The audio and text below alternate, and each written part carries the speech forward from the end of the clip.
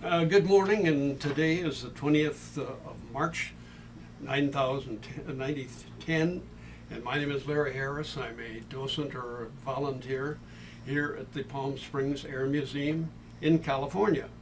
And part of our mission is to record and preserve the history of our country's military conflicts, especially World War II. As part of the Veterans History Project of the Library of Commerce in Washington, we conduct interviews with veterans and civilians who participated in these conflicts. Today we have the honor and the privilege of interviewing Mr. Eugene Piester, and he lives in Corona right now. He was a crew chief for 2 years in the India-Burma theater, and with our own star O.B. Carter for one of our famous flyers here at the Palm Springs Air Museum. So we're going to talk to him about his past history, his family, and mainly what he did during his service time. And for record now, please state and spell your full name and tell us when and where you were born, Mr. Piester. My full name is Albert Eugene Piester, but I was raised as Eugene, so everyone calls me Gene right now. So for this interview, just consider me Gene Piester. Piester is spelled P-I-E-S-T-E-R, and to pronounce it, it rhymes with Easter. Okay. Okay, good. Let's start back at the beginning, since your past history and your life and your livelihoods in and out of the service are important. Where were you born, and what was your family life like? I was born in the outskirts of Corona on a small farm adjacent to Norco, and I was in a large family. There were 6 children in our family, and I was number 3, right about in the middle. We were kind of a mixture of farming and construction family. My father was a contractor, and we grew up on the farm with large 10 acres actually, a large area. We had gardens and fruit trees. We had animals of all types. We were pretty self-sustaining in our family. We grew our own vegetables. We had our chickens and eggs, and we had pork for butchering. We had cattle. When work was slow back in those years in the 1920s and 30s, we managed quite well. We were poor, but we didn't actually know it. You didn't. Well, you were a baby born during the period of strife in our country, of course, economically. And you say that even though you were poor during that time, you still lived a pretty full life as such. Yes, we didn't suffer for anything that we had to have. We did without a lot of things that some people consider luxuries, that we didn't have too many luxuries. We had very few toys. We manufactured or created our own toys and games and things like that we didn't have to spend money for. Yeah. So a depression baby you were, but it wasn't so bad. Not too bad for us. Yeah. No. What about your parents? Where did they come from?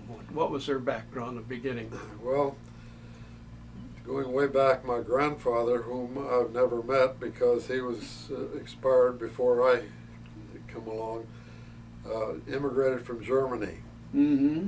And the grandfather and his family came over and settled near the area in Kansas of Iola, Kansas. And he continued his trade as a stonemason, a plasterer, and things like that. He was good in working with his hands, and very good with his mind and memory. When he came over from Europe, did he come right to California, or did he stay in the East? They immigrated to Arizona and grew up there, and met my mother in Arizona area, and were married there and had 2 children there, and then moved because of her parents. My mother's parents had moved to the same area that I grew up in. My mother wanted to come over and be close to her folks. So I was born in the Corona area. Interesting, interesting. And then when you went to grade school, you were there in the Corona area. I was in the Corona area. Being on the outskirts of Corona, there was a little area they called Norco, and my grade school was in the Norco area, the only school closest to us, and so that's where I went through grade school. We didn't have a kindergarten there. We went through from 1st to 6th grade in Norco, and following that we went to school at junior high school and then high school in Corona. It was pretty wild country back in those days. It was very sparsely populated at that time. Corona was a citrus growing town, and we had hundreds and hundreds of acres of oranges and lemons. The climate was just right in that area for growing citrus.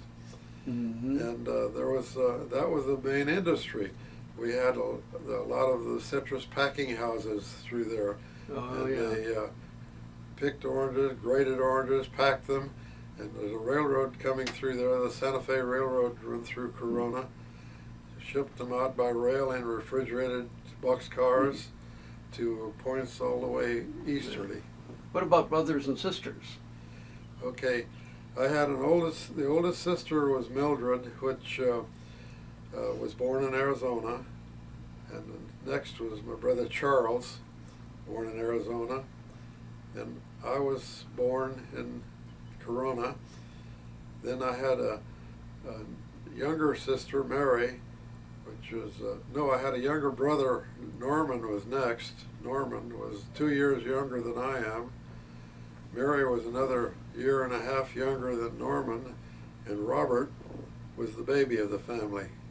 And since one of your grandsons is sitting here in the interview room, what about your grandchildren? How many of those do you have? I just have 2 grandchildren. I have 2 daughters, and each has a child. David is the daughter of Linda, my daughter, and Lisa is my granddaughter Lisa is the daughter of Deborah, Debbie. And your grandson here is his? My grandson is here with me at this interview, watching me and grinning. What's his name? He lives in Corona also. What's his name? It's David Lang, Lange. Okay. Now, when you were in high school, were you big hot on sports or mechanics? What was your love then as far as? Some of each. I was high in mechanics, and physical education courses were a good course for me, and was good in sports, just in the high school range. We lived out of town about 3 to 3.5 miles out of town, and we had to ride a school bus into Corona from where we lived. And to stay a member active of the sports, you had to practice after school and stay late and work hard, which was good. But I would have to walk home if I stayed. So rather than to walk home, I had to give up being on the athletic teams that the school had. Mm-hmm. Did you have your own car or truck when you were young? Very few people in high school, when I went to high school, had cars. I think in our class there may have been 2 students with cars. Mm-hmm. Everybody else had bicycles or walked or rode buses. And you were approaching, of course, when you graduated. What connection with the service did you have at that time, or was that something that came later after you worked for a while? When I graduated from high school, my dad put me to work. He said, you learn a trade and you'll always have food on your table. He said that if you learn a trade, that's something they can never take away from you. Mm-hmm. And so I learned his trade and was working at that with him. And his trade was farming, you might. Yes. Yes. And then in 1941, the war broke out when the Japanese bombed Pearl Harbor. Mm-hmm. And our country was plunged into war, whether we liked it or not. Mm-hmm. And that meant everybody was focused on the war. And they started drafting young men for the service. We weren't, the armies that we had at that time wasn't quite prepared for the No, we type of certainly war were that not. we were going into, and so they had to build their forces up. They start drafting young men. Were you drafted, or did you? Unmarried. Yeah, they started drafting unmarried men at age 21, and that went on for about a year, and then they suddenly changed the age down to age 20, and at that time. I was born on June the 24th, Mm-hmm. and they had changed the age to be eligible for draft to July 1st of that year. Well, 6 days later, I was eligible to be drafted. I started thinking seriously about what am I going to do. Investigated some of the other types of service, the Army, the Navy, the Air Force, and if I was drafted, everybody was automatically going into the Army. And so I thought the Air Force would be more interesting, and I would prefer that. So just before I was called to the service for the draft, I volunteered for the Air Force. Mm-hmm. At least you got what service you wanted anyway. Yeah, I got the service I selected. Mm-hmm. Now, what you were a tech sergeant in maintenance engineering, and did you choose that, or were you put into that by the service? Well, I was pretty clever with mechanics because my father had some old rundown cars, Model T Fords and everything that needed to be kept tuned up. Mm-hmm. And my older brother Charles and I were the technicians on those Model T Fords. And we learned how to use mechanical tools, and we learned a lot about engines and spark plugs and everything that could go wrong and needed to keep one tuned up. So we were clever at that. And when I was drafted into the Air Force, they put us through some rigorous testing. And on the very first day I was in there, they shoved a lot of paper tests in front of us and filled out a lot of questionnaires. I didn't realize that, but those were IQ tests. And it apparently told the Air Force what I was good at and what I was not good at. So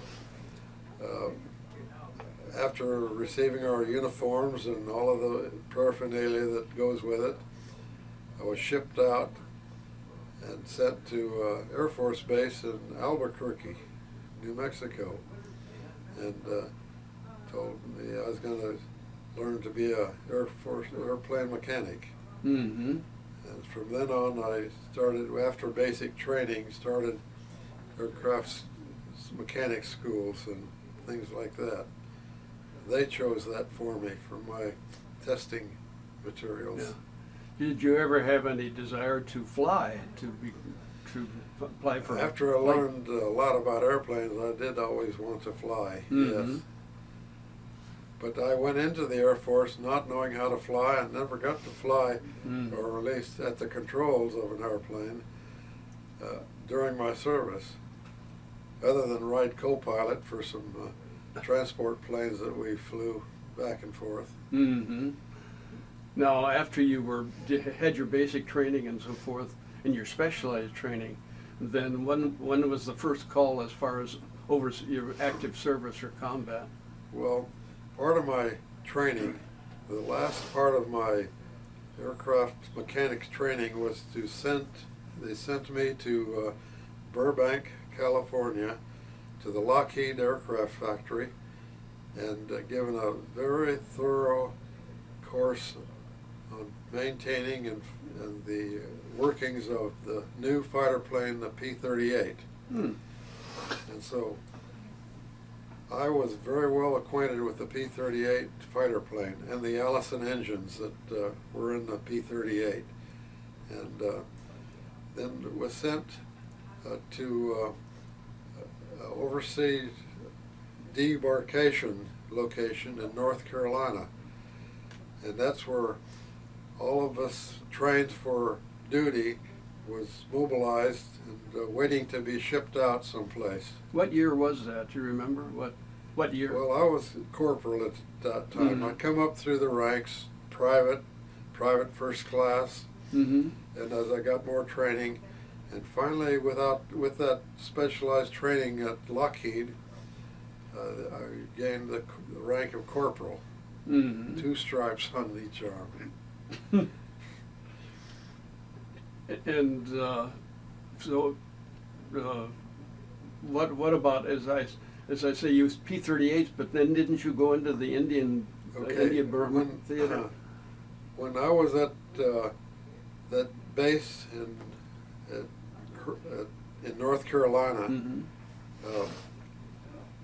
a group I was in that came out of the Lockheed training, there must have been 50 or 60 of us in that group that had been shipped there by rail to North Carolina.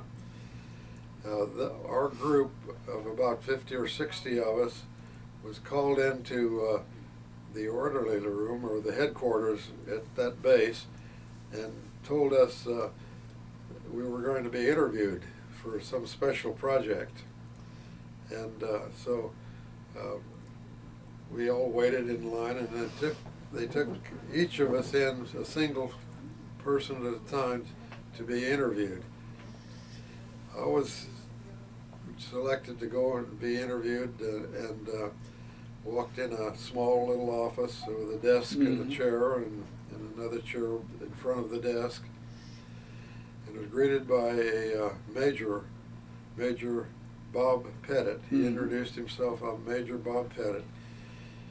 He said, there is a special mission being planned, and we're picking crews for this mission. And it's going to be in a remote place in the world, and it's going to be in rough living conditions. It's going to be,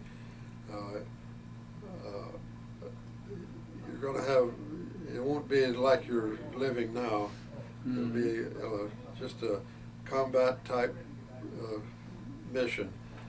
And you, and being 21 or young and wild, you said great, huh? Being 21 and eager to go to get into something, everybody in our group said yes, so we'll go. He said you can back out if you don't want to go. It's not going to be easy, but you can back out if you want to. I don't think any of them wanted to back out, me included. When we finished our interview, he said one more thing. He said, if you were in a jungle atmosphere and you were ambushed by the enemy, what would you do? And I thought for a long time, what a question that I couldn't really think of an answer. I stammered a minute, and then I said, sir, I don't know what I'd do. I just have to figure it out on the spot. And that's all he got. He thanked me and then dismissed me and took the next interview. Later on that same afternoon, I was called in my group. We went back to our quarters. He called myself and one other person to go pack our materials and report to the headquarters. And so all I had was my uniform and my extra pair of shoes and a few things, and stuck them in a barracks bag and went to headquarters, and they picked me up in a Jeep, me and this other fellow, and took us way off in the corner of the base in a remote location of that big Air Force base. And there was an empty barracks down there, and we were quartered in one of those barracks down there. And there was quite a few other people already there. Everybody asking each other, what are we doing here? What's going to happen? Mm-hmm. And then they told us, well, you're going to be part of project number 9. That's all we knew. Mm-hmm. And that's where So we were at that time. Yeah. And then what was that? That was a primer to what was going to happen as far Well, as... in the adjoining barracks, there were other people gathering in there, and most of those were officers. We were all enlisted men in our barracks, and more people come in and added to us, and kept coming in and kept coming in and adding, and everybody was guessing what's going to happen.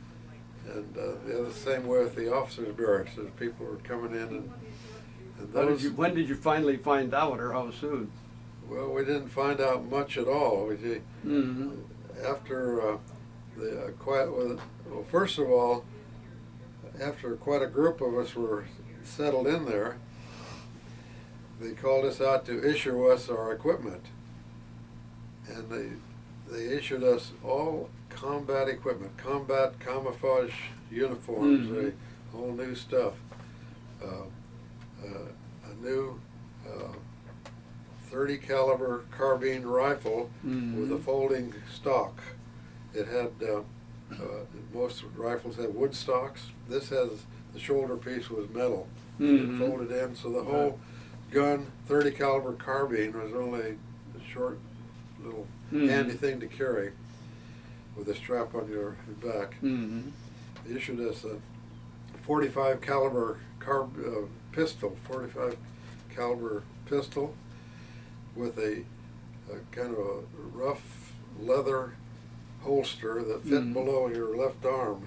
And You look like Douglas MacArthur. yeah, and they issued us a helmet and a mess kit, a folding mess kit for your food, with a knife, fork, and spoon, and a aluminum cup to go with it. That was our mess gear. We were all equipped to go out into the wild sticks yonder somewhere. Yeah. And we still didn't know where or what and what our job would be. After we were all equipped,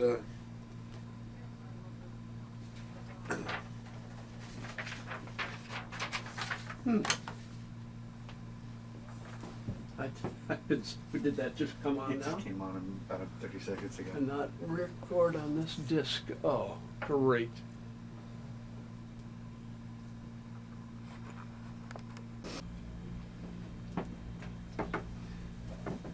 Yes, Mr. Piester, you were talking about the equipment that was going to be issued to you. Maybe you could give us some idea of what that was. okay, I mentioned that when the group became quite large and we were getting most everybody assembled, they started issuing us equipment, combat equipment.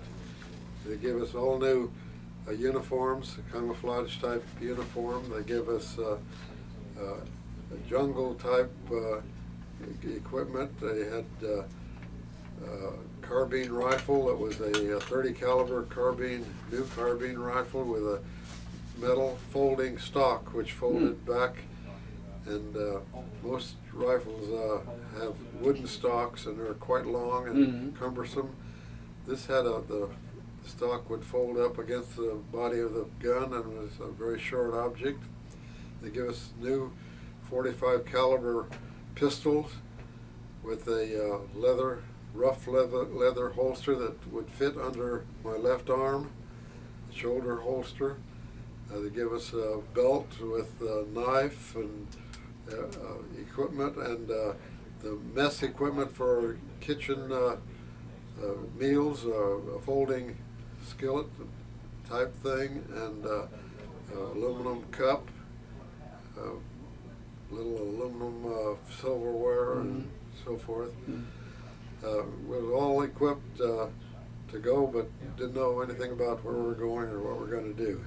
Okay, now we got you fully equipped. Now when did you get the orders and And where did they direct you so that you were aware of you were going? They took, and when?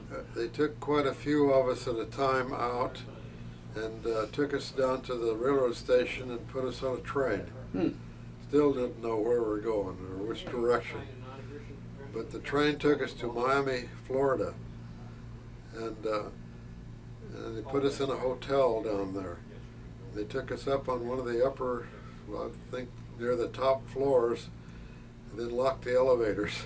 And we were there, and they said, "We'll call you when you're ready to go out." And then they started taking out about 50 or 60 at a time of us, and put us in GI trucks and took us to the Miami International Airport. Mm-hmm. And I was among one of the groups that went down, and there was a big C-46 cargo plane. That's a big Curtiss cargo twin engine with the big R-2800 engines in it. Mm-hmm. They loaded us up in the cargo plane, and still didn't know where we were going to go. The pilot came in, or a pilot came in and sat down in the co-pilot seat. And after that, another pilot came in, and these were civilian pilots. They were not Air Force pilots. They were pilots from the flight passenger type planes, but they were pilots for that airplane. And we took off, and that was in the afternoon, kind of late afternoon. We took off out of Miami, and we headed out over the South Atlantic, and was getting late in the evening, and we landed at San Juan, Puerto Rico. That's our first stop for the night. And we spent the night at San Juan, Puerto Rico, and then disembarked again early the next morning on the same airplane with the same crew, and flew to Trinidad, an island way down south, closer to South America. And from Trinidad, we fueled up there, and from there we went to Georgetown, British Guiana, which is on the coast of South Africa. Mm-hmm. And then we stopped at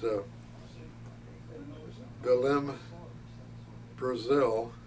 That's down near the equator, getting further south, and fueled up again at Belém, and then flew further south from there on down to Natal, Brazil. Natal, Brazil is on the most eastern part of South America, as it juts out into the Atlantic partially. And we spent the night at Natal. We didn't spend the night there. We rested up there until night, and we were fed a meal there, and at their dining room. And I have a little incident to tell you about at that meal. We issued into this dining room with long rows of tables and fruit on the table, and men waiters that waited on us and everything, and we were first class there. And as soon as everybody sat down and they started grabbing the fruit, the bananas disappeared real quick. I'll bet. And I was listening to some of those natives down there that were serving us, and it sounded like they were speaking Spanish. And my friends at school and around and working on jobs where they spoke a little Spanish, so I had picked up a few words of Spanish. And so we were out of fruit, and so I motioned for one of the waiters to come over, and he said something about, "Yes, senor." And I says, "Dame más plátanos." And then that's telling him, "Bring us some more bananas." And he did, and my friends around me looked at me, and, "You only been here a few minutes, how can you speak their language?" So anyway, we got our bananas. And then how soon did you reach for your destination then? Well, we're traveling now at night. Left, we changed airplanes, and our crew took that airplane back, and was put on a big 4-engine B-24 type bomber type airplane.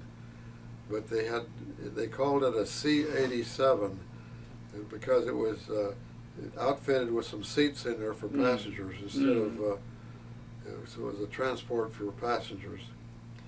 And it was on this 4-engine airplane and took off close to midnight that night out over the South Atlantic so that we could land on a tiny dot of an island in the middle of the South Atlantic called Ascension Island. So, yeah. And we landed on that island in the daylight the next morning. We got another meal there, we were refueled, took off immediately again for the coast of Africa. And that evening we landed at Accra on the Gold Coast of Africa. I think that's part of Nigeria now. And we spent that night in Nigeria, or in Accra. The next morning we were transferred to a C-47, the old Goonie bird, to take us further east. We flew out of Accra to 2 or 3 stops crossing the desert part of Africa. It's kind of a, I don't know if it's part of the Sahara, but it was a desolate part of Africa. We were flying east to towns like Kano and El Fasher and different ones that I could remember, and finally landed late evening at on the Nile River, I can't say the name right now, a big city on the lower Nile River, and they spent the night there. How long did Khartoum. Khartoum. Khartoum, on lower Sudan. Did you realize then that you were going to India or Burma area? Or? No, I didn't know where we were going. And I flew out of Khartoum the next morning down across Ethiopia, which is Ethiopia right now, and across the bottom part of the Red Sea and landed at Aden, which was Arabia at that time, Aden, the Gulf of Aden.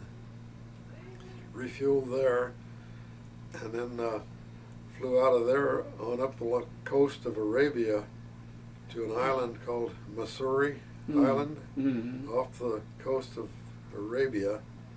Refueled again, and flew across that stretch of the Indian Ocean to Karachi, India. And that's where we were going to be based. That's when you for a found while. out where you were going. Karachi, India. And we were based there for a few times. They told us we were going to have our equipment shipped in by ship, and we would have to wait for our equipment to arrive. And we assumed we were fighter trained mechanics. So in P-38s, we assumed a squadron of P-38s would be coming in by ship. When the ship docked and arrived, it wasn't P-38s at all, it was old P-51As.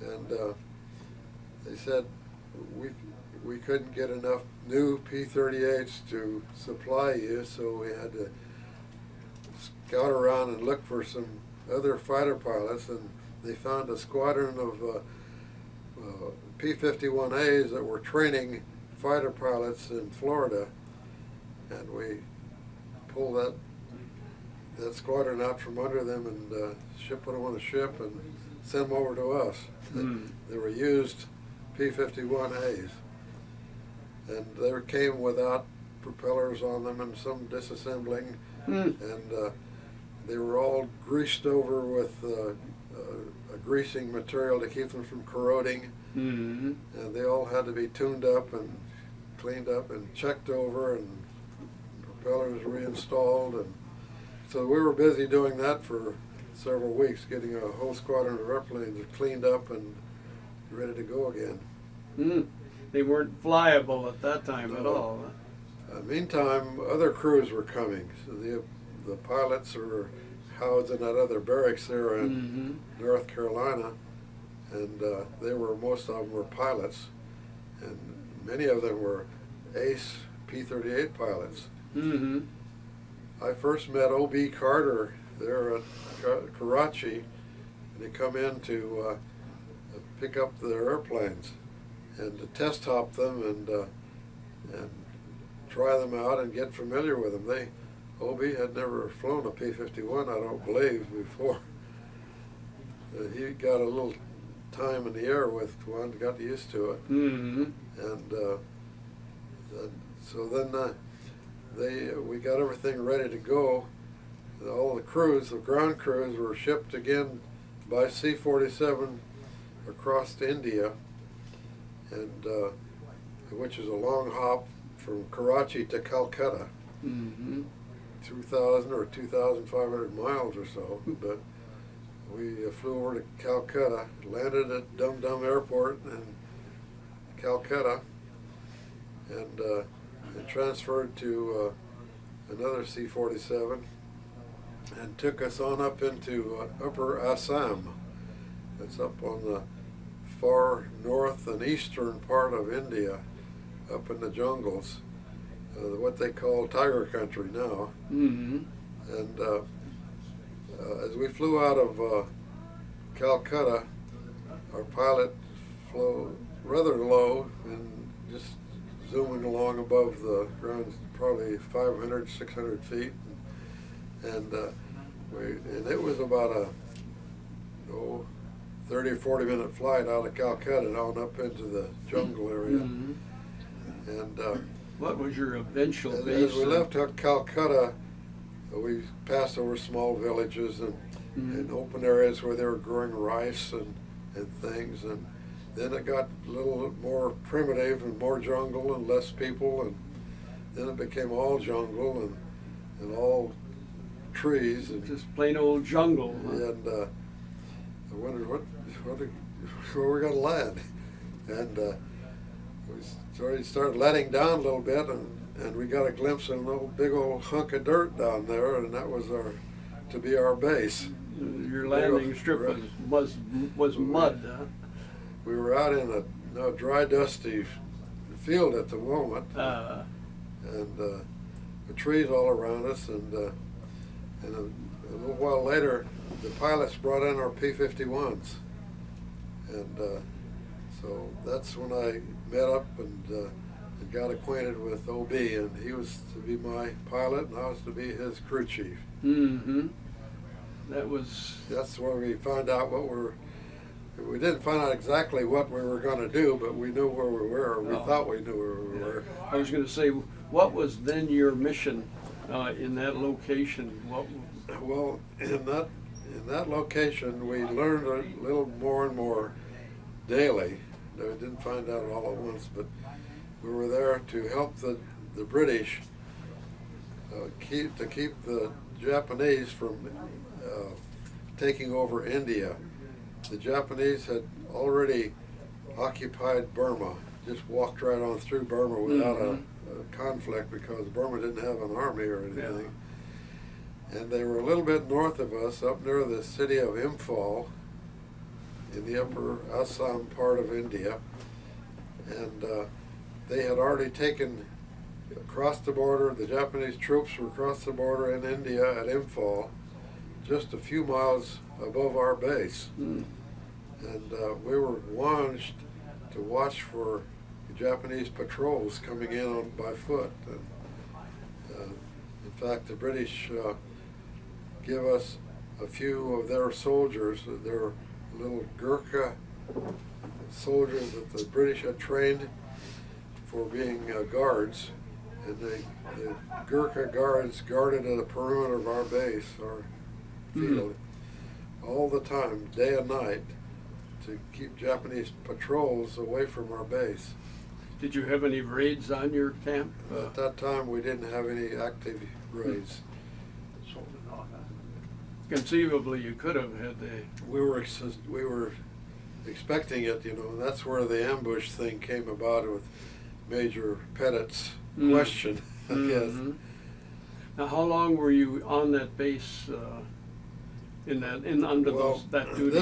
This was in November, December, and then early January, we started flying missions, or P-51s flying missions out over Burma. And we learned that our pilots were sent out to bomb the supplies that were being sent up to their troops in Imphal. And they were coming up by river. There's two large rivers in Burma running north and south, the Chindwin River and the Irrawaddy River. And both of those are big navigable rivers. They had ships and barges of stuff coming up. Our P-51s were going out with bombs and loaded ammo for stopping that supply line to the Japanese up there. And they were hitting barges, they were hitting warehouses along the river that might be storage things. They were bombing and strafing and taking out bridges that might be helpful to the Japanese. We're just tearing things up in Burma there, trying to keep the Japanese from getting supplies up into their troops. How was the resistance, air resistance? Were there many? At first there Japanese? was none. Oh. At first there was none, but the Japanese learned about our striped airplanes, and we were told that they were quite concerned about our group, whatever they could. They didn't have a name yet, but was that a distinguishing stripe that you used? Those white stripes on there, the Japanese were kind of afraid of. But we were being met with air opposition occasionally over in that area, and also the Japanese somehow learned about our base and had sent squadrons over to take us out at our base. And we were sometimes warned ahead that a squadron of enemy planes were headed toward our base. The name of our base was Halakandi. And they somehow would get information from intelligence, British intelligence probably, that there's a Japanese squadron headed your way. And the warnings were not because of radar, or was it just observation? We didn't have radar then. Yeah. And observation probably, unless they had something I wasn't aware of. But when we knew they were coming, first we had a warning. Then as they got closer, they sent out, we had 3 big red balls, like the size of a basketball, on a pole. They'd send one ball up, red ball up, if there was a planes headed our direction. The second ball went up if they were pretty definite they're going to come our way. And the third ball coming, you better get ready. Yeah. When the third ball went up on that pole, and we could see it from all around our base, because we were based in the perimeter of the trees. And our pilots had come running out. And the crew chiefs always kept their planes ready. As soon as it landed from a mission, they were refueled, checked over completely, and rearmed, new ammo go in them. New bombs go on them if there were a bombing mission coming up. But there's always guns and fuel ready for them. And when the pilots started running, we could see them coming. I would jump on the wing of my plane, jump in the cockpit, start the engine, set the brakes, jump out again. Carter would be there, and I'd pull him up on the wing, and he'd jump in the cockpit. I helped him with his parachute harness, in his seatbelt, get him all buckled up, and close the canopy for him, and jump off the wing and wave him out. And that's what we call scrambling. Every crew chief and the pilot was out there to take off. Mm. And we had a big, long runway there, and we were based about in the middle of it. And they'd all taxi out, and some would get on the runway and turn right and take off, some would go left, and we're just getting all of our planes off the ground and in the air. Mm-hmm. And then they'd try to gain all the altitude they could before the enemy arrived. Mm-hmm. They wanted to be on top so they could dive in and break up the squadron. Crew chiefs would run and get in a big ditch. We had a ditch.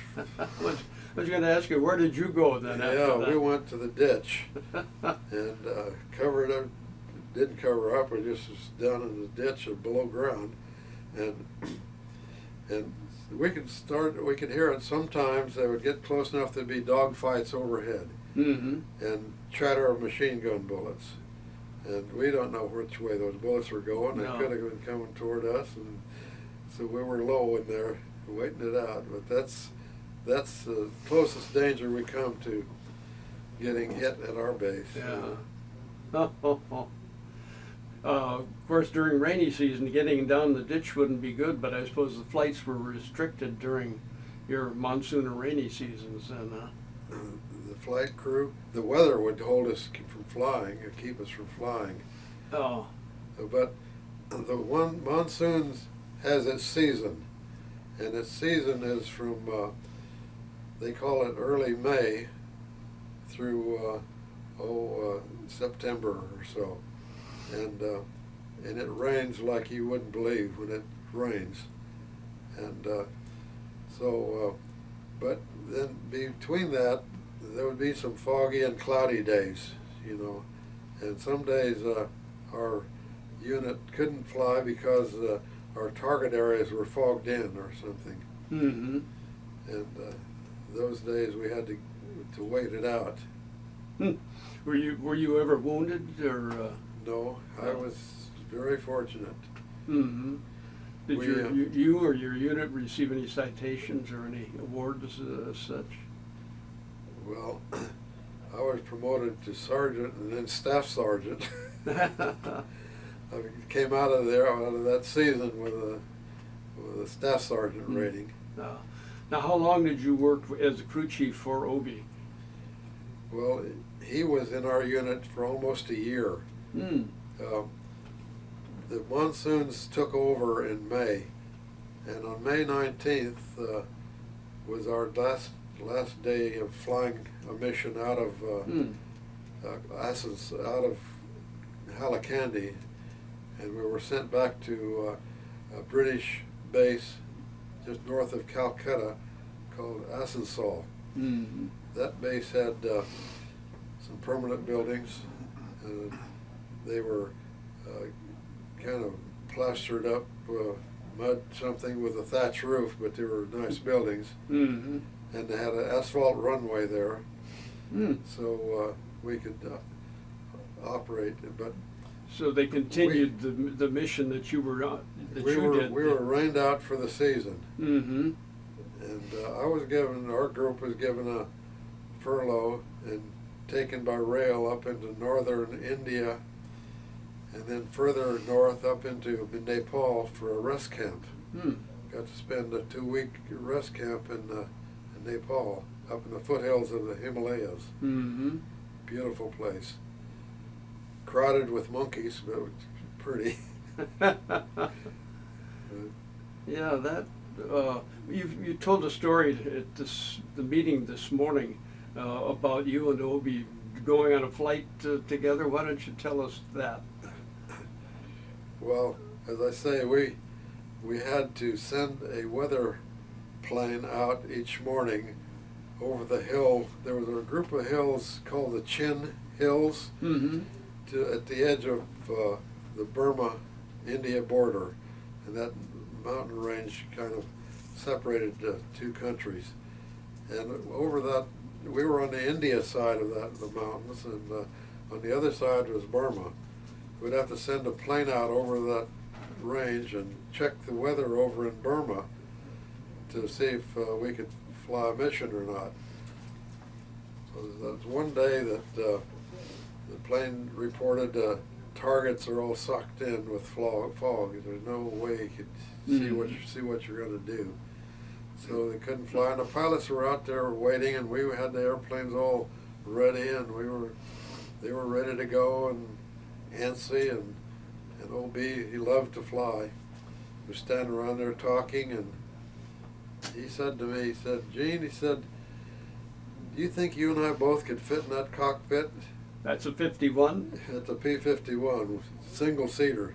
And I said, "Well, I don't know. We could try." As you said, you were both rather thin then. We were young, skinny guys. Yeah. And I was 21 and he was 23, and we were both pretty small. And so I got in. Oh, first we took the parachute out of there. We didn't have room for that. And so I got in first and spread my knees, and he slipped in there and sat between my knees, and we scooted it back the best we could, and then we put the seat belt around both of us, and he started the engine. Well, first of all, he wobbled that stick, the flight stick, back and forth, and he pulled that stick back in his stomach, and he said, "Yeah, I think I can land this way." And you know, you have to pull back on the flare out. Right. And so he started the engines. I said, "Wait a minute, we got a 500-pound bomb under each wing." And you know, I forgot, but he reached down and pulled the salvo handle.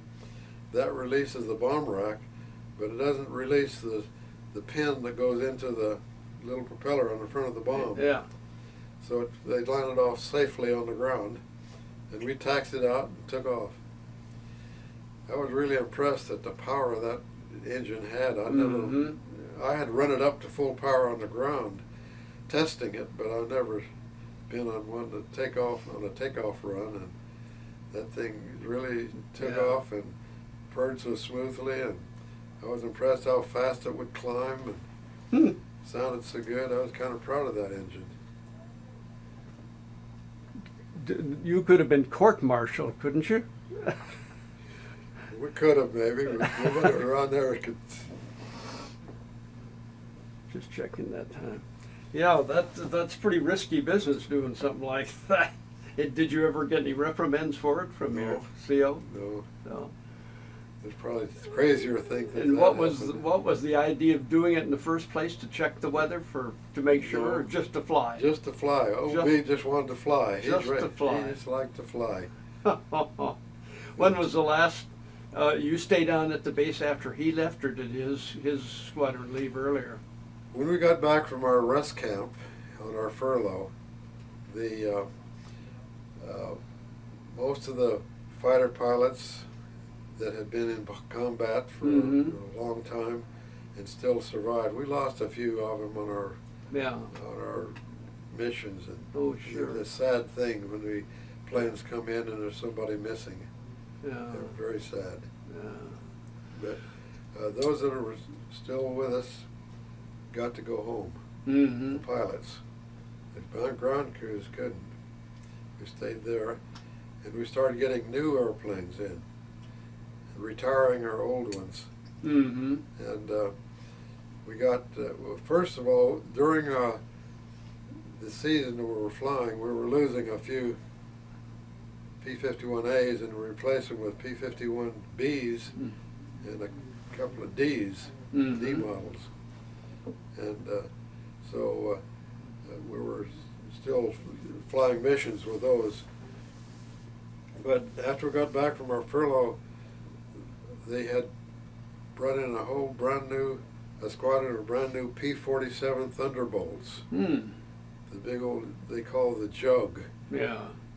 And it has that big radial engine, completely different airplane. Yes, I should say so. A big, heavy airplane. And had the big R-2800 Pratt Whitney 18-cylinder engine in it. Did OB fly those too? Yes, he did. Oh. OB took over and started flying those, and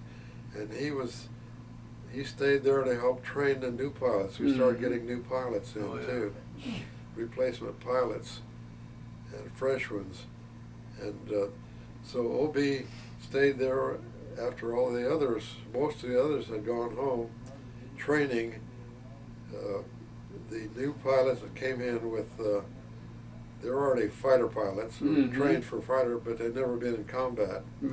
OB told them what to do in combat and how to handle it. Trained them. And what happened to you then? Then you left and went where? I was a crew chief on OB's P-47. Oh. I stayed with him. So you stayed on. Stayed right on. So you had to learn a whole new set of mechanics then. Well, we're pretty familiar with what to do and whatever type of engine it had. And talking about keeping a plane up, we kept log on our airplanes carefully. And we kept hours, and we pulled 25-hour inspections every 25 hours, and 50 hours, and 75 hours, and 100 hours.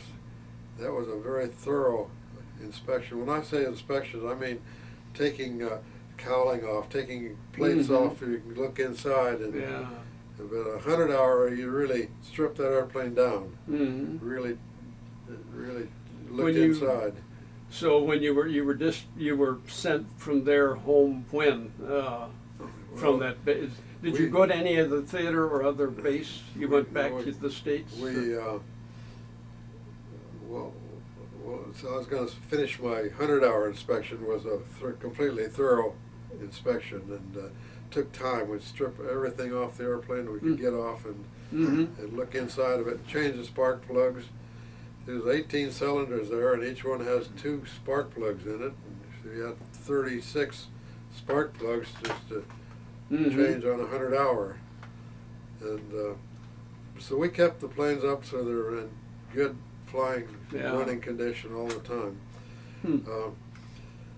Then, when they put us back into flying combat, we moved out of the Kalakandi base to another base a little further south, because the Japanese was whipped coming into India, and they were retreating back through Burma, and we needed those big P-47s because they had a little longer range than the P-51.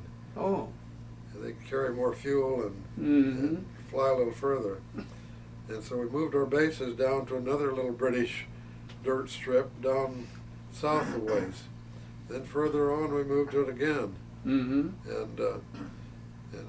in a few times we flew our planes down into Cox's Bazar, which is at Chittagong, India, which is the furthest tip south as you could get until you cross into Burma.